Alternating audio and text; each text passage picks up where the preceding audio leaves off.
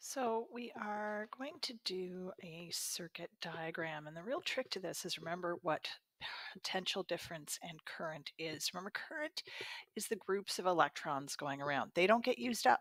They exist the same number start and at the end. They just might split up and take different paths and come back together again. The potential difference is the energy. The energy is delivered as it goes around, and it's going to deliver all of the energy. So whatever the total energy is, that's how much is delivered in a circuit. So when I look at this example and I think about it, then the first thing I can do is think about the current. And I don't know how much I have here, but I look at this one and I do.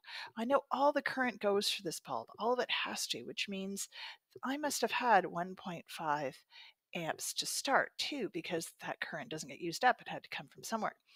Then it goes along, and some of it takes this route and the rest takes the other route.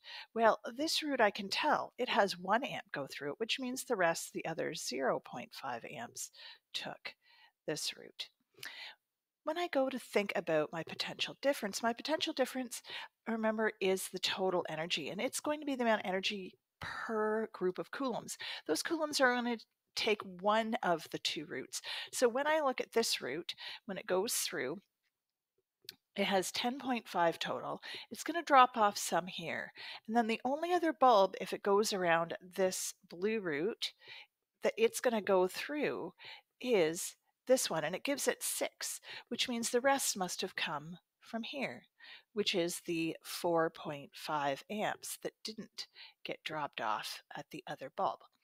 When I think of the other pathway is the same.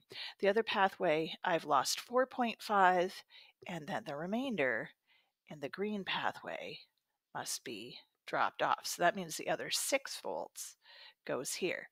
The total has to equal 10.5 for each. Oh, not amps. Oops, I did that on the other one too. Make sure you use the right units. It's very important, right? I put the wrong units on both of these.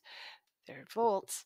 So when I think about each route has to be